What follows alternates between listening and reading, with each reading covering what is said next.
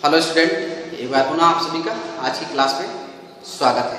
देखिए, आज की क्लास में हम लोग एक नई टॉपिक को स्टडी करेंगे जिसका नाम है इकोनॉमिक इंपॉर्टेंस ऑफ साइनोबैक्टीरिया।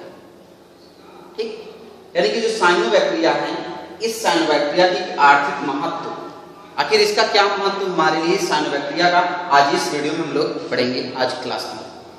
देखिए, जो प्रीवियस वीडियो हमने बनाया था साइनोबैक्टीरिया का, उसमें मैंने आप सभी को बताया था कि साइनो जो बैक्टीरिया होते हैं ये आपके ब्लू ग्रीन एल्गी होते हैं, क्योंकि इसमें ब्लू ग्रीन पिगमेंट्स पाया जाता है, यानी कि नील हरित रंजक पाया जाता है, फाइकोसाइनिन पाया जाता है। इस कारण वो क्या होते हैं, नीले हरे रंग के होते हैं। इसके अलावा भी आपके जो ये बैक्टीरिया होते हैं उसमें और भी चीजें हमने बताया था। ठीक है, क्लोरोफिल ए जो थी, और इसके अलावा भी हमने और भी बताया था, फाइकोएरिथ्रिन था, ये भी थे। तो साइनोबैक्टीरिया जो है एक सिंपल प्लांट्स मैंने बताया था, एक सरल पदार्थ होते हैं। ठीक, बट ये बैक्टीरिया इसलिए नाम दिया गया है क्योंकि इन सिंपल प्लांट्स के अंदर जो न्यूक्लियस होती है वो वेल डेवलप नहीं होती है, अर्थात वो इंसिपिएंट होती है, न्यूक्लियर मेम्ब्रेन नहीं पाई जाती है। साथ साथ जो आपकी Golgi body, endoplasmic reticulum and mitochondria जो होती है, ये जो सेल ऑर्गेनेल्स होते हैं, कोशिकांग होते हैं, वो भी एब्सेंट होते हैं। इस कारण इस सिंपल प्लांट्स को साइनोबैक्टीरिया कहते हैं। ठीक है ना, समझ में आ गया। चलिए आइए फर्स्ट जानते हैं इस साइनोबैक्टीरिया की काफी इंपॉर्टेंस है, काफी महत्व है हमारे लिए। फर्स्ट जो हम लोग पढ़ने वाले हैं वो यूजफुल यानी कि महत्वपूर्ण जो इसकी क्रियाएं हैं। ठीक, यूजफुल जो एक्टिविटीज है उसके विषय में हम लोग जानेंगे। कई सारी इसके स्टेप्स को मैंने लिखा। पहली जो चीजें हैं वो है आपके प्राइमरी फोटो सिंथेसाइजर। ठीक, यानी कि प्राथमिक उत्पादक। देखिए, हमने आपको लास्ट वीडियो में यानी कि प्रीवियस साइनोबैक्टीरिया की जो प्रीवियस वीडियो थी उसमें हमने आपको समझाया था कि जो साइनोबैक्टीरिया होते हैं, ये साइनोबैक्टीरिया आपके जो प्रिमिटिव टाइम था उस प्रिमिटिव टाइम में बने हुए ऐसे बैक्टीरिया थे जिनके अंदर ये एबिलिटी आई, यानी कि उनके अंदर ये क्षमता आई कि वो फोटोसिंथेसिस कर सकते हैं, यानी कि प्रकाश संश्लेषण कर सकते हैं। ठीक है ना। उससे पहले जो आपके बैक्टीरिया थे उनमें ये क्षमता नहीं थी, जैसे कि आपने देखा था आर्की बैक्टीरिया जो थे। बट उसके बाद जब ये आपके आए न्यू बैक्टीरिया यानी कि साइनोबैक्टीरिया आए, तो इनके अंदर ये क्षमता आई, यानी कि इनके अंदर ये पावर आया कि इन्होंने क्या किया कि सनलाइट की एनर्जी को लिया, खासकर जो कार्बन डाइऑक्साइड है उसको लेकर, जल को लेकर। ठीक, कार्बन डाइऑक्साइड और जल को लेकर क्या किया, इन्होंने फोटोसिंथेसिस किया, प्रकाश संश्लेषण किया, और उसके फलस्वरूप इन्होंने क्या बनाया, ऑर्गेनिक मटेरियल्स का फॉर्मेशन किया, ऑक्सीजन निर्माण किया एंड जल बनाया। तो जो भी आपके ऑक्सीजन बनी वो ऑक्सीजन क्या हुई, उनसे उनके शरीर से क्या हुई, बाहर निकली। और ये ऑक्सीजन जब बाहर निकली तो प्राचीन जो आपके प्रिमिटिव एटमॉस्फेयर था, उस प्रिमिटिव एटमॉस्फेयर को इन्होंने क्या किया, ऑक्सीजनित किया। ठीक, यानी कि प्रिमिटिव एटमॉस्फेयर में इन्होंने क्या किया, ऑक्सीजन को लेके आए ये आपके साइनोबैक्टीरिया। ठीक, आपका जो प्रिमिटिव एटमॉस्फेयर था जब वो ऑक्सीजनित हो गया, यानी कि ऑक्सीजन उसके अंदर आ गई, तब आपके जो भी प्रिमिटिव टाइम में ऑर्गेनिजम्स थे उनसे आपके जाके यूकैरियोटिक जो ऑर्गेनिजम्स थे या यूकैरियोटिक जो सेल्स थे उनका निर्माण शुरू हुआ, है ना। क्योंकि जो यूकैरियोटिक होते हैं उनमें क्या है कि उनकी सेल्स के अंदर आपके जो ऑक्सीजन की क्रिया होती है वो चलती है, क्योंकि ऑक्सीजन की उपस्थिति में ही ऑक्सीजन चल सकता है। ठीक है, तो ये क्या है कि प्राथमिक उत्पादक होते हैं। दूसरी चीजें हैं फूड मटेरियल्स, यानी कि साइनोबैक्टीरिया का फूड मटेरियल्स में क्या इंपॉर्टेंस है, यानी कि खाद्य पदार्थ के रूप में। साइनोबैक्टीरिया खाद्य पदार्थ के रूप में भी अपना योगदान देते हैं। मैंने लिखा है स्पाइरुलिना जो है, क्या है स्पाइरुलिना, एक क्या है आपके साइनोबैक्टीरिया या फिर स्पाइरुलिना जो है वो आपके ब्लू ग्रीन एल्गी है। स्पाइरुलिना जो है वो आपके ब्लू ग्रीन एल्गी है, नील हरित शैवाल है। और जो ये नील हरित शैवाल है इसके अंदर आपके प्रोटीन, क्या प्रोटीन एंड विटामिन, जो विटामिन होते हैं वो अच्छी खासी मात्रा में पाए जाते हैं। ठीक, जो आपके स्पाइरुलिना होती है, इस स्पाइरुलिना में, ठीक, इसमें स्पाइरुलिना में आपके प्रोटीन एंड विटामिन जो होती है वो अच्छी मात्रा में पाई जाती है। जो विटामिन बी कॉम्प्लेक्स हैं वो सब अच्छी मात्रा में इसके अंदर पाए जाते हैं। अतः ये फूड्स के लिए काफी महत्वपूर्ण होती है। ठीक है ना। मार्केट में आपके इस नाम से प्रसिद्ध आपके कुछ आटे मिलते हैं जिसमें आपके प्रोटीन एंड जो विटामिन हैं ये जबरदस्त मात्रा में पाए जाते हैं, यानी कि अच्छी खासी मात्रा में पाए जाते हैं। ठीक है। आजकल कंपनियों के द्वारा जो भी बिस्किट का फॉर्मेशन किया जा रहा है उस बिस्किट में भी आपके इसको मिलाया जाता है जिसकी वजह से उस बिस्किट में आपकी प्रोटीन एंड विटामिन जो होते हैं वो अच्छी खासी मात्रा में पाए जाते हैं। मार्केट में आटे के रूप में भी इस नाम से आटे भी मौजूद हैं जिसका प्रयोग किया जा सकता है। तो महत्वपूर्ण रोल्स है किसका? साइनोबैक्टीरिया का, है ना। आप जानते हैं आज की अधिकांश जो जनसंख्या है वो शाकाहारी है। तो जो प्रोटीन की जो सोर्स है वो आपके दालें, तो दाल के अलावा भी प्रोटीन और रिसीव करने के लिए हम लोगों को क्या स्पाइरुलिना जो होती है इसका इस्तेमाल हो सकता है और इससे हम लोग प्रोटीन को प्राप्त कर सकते हैं। एंड विटामिन भी हैं, जो विटामिन से मैंने बताया विटामिन जो बी कॉम्प्लेक्स होती हैं वो भी अच्छी खासी मात्रा में पाए जाते हैं। ठीक है। तो सेकेंड आपके क्या है कि फूड मटेरियल्स के रूप में इनका बहुत बड़ा काम होता है, रोल होता है किसका? साइनोबैक्टीरिया का। मैंने एक लिखा स्पाइरुलिना। देखिए नेक्स्ट जो है एज फर्टिलाइजर्स के रूप में, खादों के रूप में, यानी कि साइनोबैक्टीरिया जो है वो खाद के रूप में भी अपना योगदान देते हैं। मैंने कई चीजें लिखा है फर्टिलाइजर के रूप में, नॉस्टॉक, एनाबिना एंड टॉलिपोथ्रिक्स,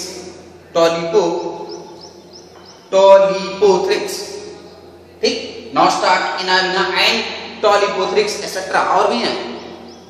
ये जो आपके साइनोबैक्टीरिया हैं इनके अंदर ये क्षमता होती है कि ये नाइट्रोजन को फिक्स कर सकते हैं, यानी कि नाइट्रोजन का स्थिरीकरण कर सकते हैं। जानते हैं 78% में आपके नाइट्रोजन जो है वो वायुमंडल में पाई जाती है।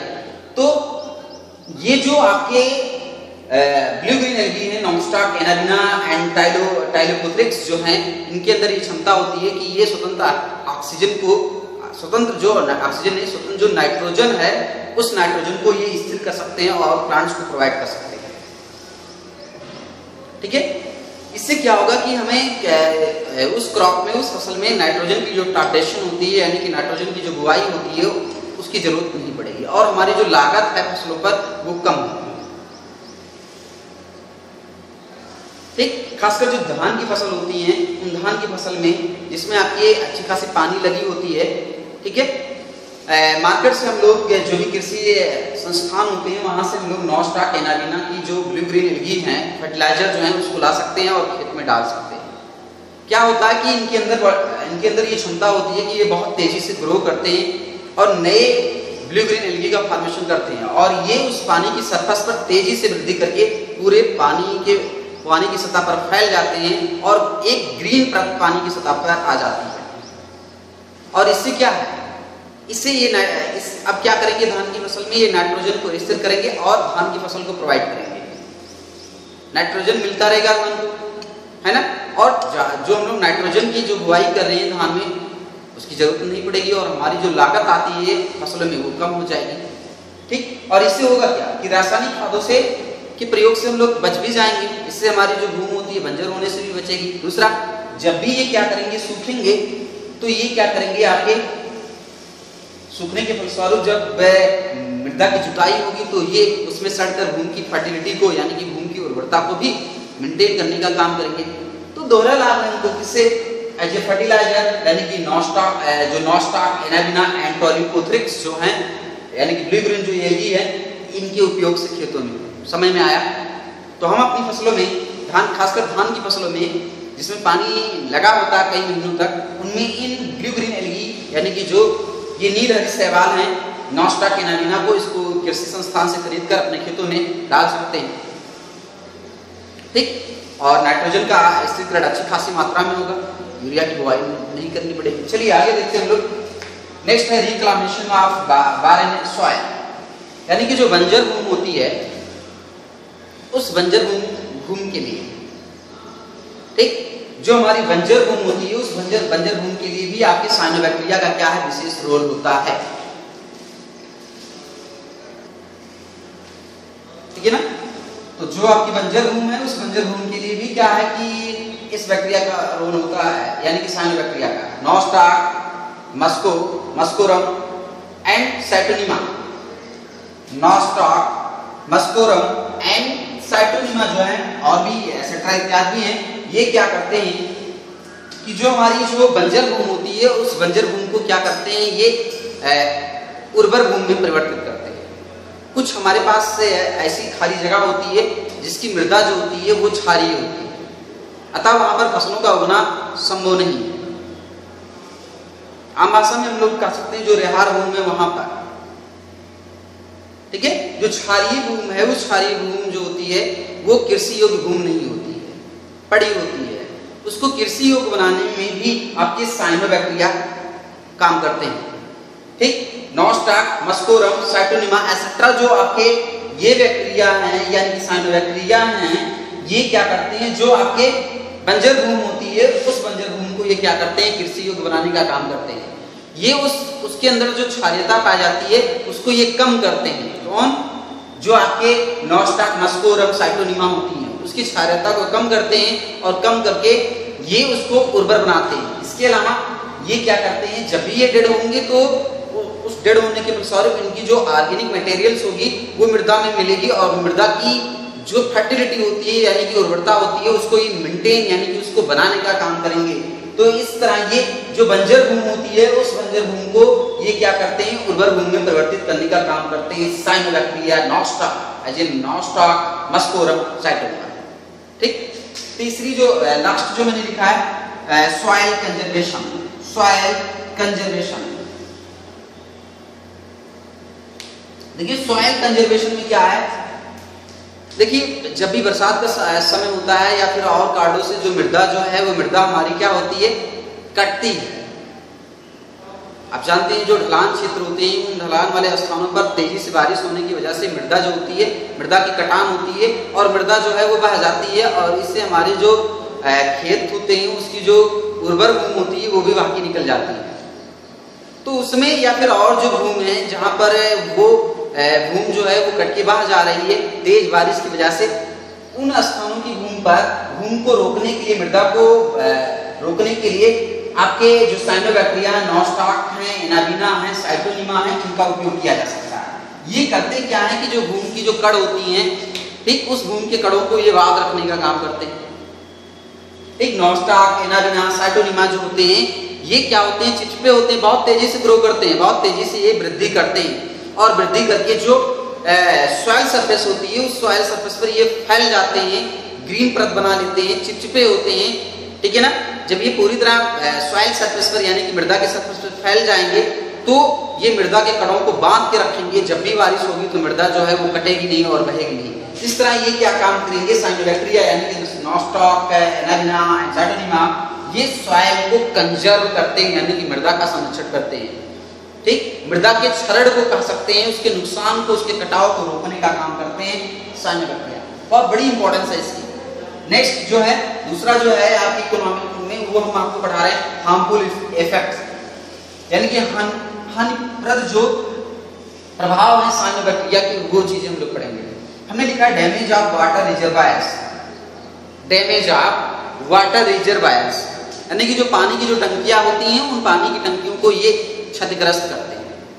ध्यान रखें, आप जानते हैं कि जो पानी की जो टंकियां होती हैं, उस पानी की टंकियों में अगर पानी इकट्ठा है तो वहां पर आपके कुछ हरे रंग के काई जैसे कुछ पादप उग जाते हैं, ठीक। जो वो काई जैसे कुछ पादप उग जा रहे हैं वहां पर वो आपके साइनोबैक्टीरिया ही है। वो क्या करते हैं कि वहां की जो टैंक होती है यानी कि जो रिजर्वायर्स होती है, पानी की जो टैंक्स होती है, उस टैंक को ये छीड़ करते हैं और टैंक को डैमेज करने का काम करते हैं। कौन? साइनोबैक्टीरिया। दूसरी जो है वाटर बलून्स है। वाटर बलून्स यानी कि जल उफान खाते हैं, इसे हम लोग क्या कहते हैं, जल उफान यानी कि वाटर बलून्स जो है ये क्या होते हैं। वाटर बलून्स में हम लोग देखेंगे कि जो आपके ताल पोखरों के पोखरों इत्यादि के जो जल होते हैं, कभी कभार आप देखते हैं कि उन जल की सतह पर पूरी तरह आपके हरे रंग की एक परत चढ़ जाती है या दूसरे कलर की एक परत चढ़ जाती है, जिसकी वजह से उससे पानी से कुछ दुर्गंध उठने लगती है, यानी कि कुछ स्मेल आने लगती है, आपने देखा होगा या है ना, ऐसी चीजें आपने महसूस किया होगा। आपके आसपास जो गड्ढे पाए जाते हैं, जब भी उसकी मुआयना करते हैं, गंदगी इकट्ठी होती है, तो फिर क्या होता है कि कभी कभार उसके वाटर सरफेस पर पूरी तरह आपकी कुछ ग्रीन परत चढ़ जाती है। आपकी ये क्या है, साइनोबैक्टीरिया ही है। ये पूरी तरह बहुत तेजी से, जैसे कि मैंने कहा कि ये बहुत तेजी से ग्रो करते हैं, वृद्धि करते हैं, और वृद्धि करके ये पूरे वाटर सरफेस पर फैल जाते हैं। जब इनकी संख्या काफी बढ़ जाती है, जैसा कि मैंने लिखा है नॉस्टॉक माइक्रोसिस्टिस, ये सब क्या है, साइनोबैक्टीरिया। नॉस्टॉक माइक्रोसिस्टिस जो हैं ये जल की सतह पर फैल जाते हैं, और फैलने के फलस्वरूप ये अधिक मात्रा में CO2 बनाते हैं। क्या बनाते हैं, कार्बन डाइऑक्साइड बनाते हैं, और इस तरह जो होती है जल जो होती है वो जल सड़ने लगती है, और जल के सड़ने से क्या होती है, वहां पर दुर्गंध उठने लगती है, यानी कि स्मेल उठने लगती है। ठीक है ना। इसकी वजह से जो जलीय प्राणी होते हैं, उन जलीय प्राणियों के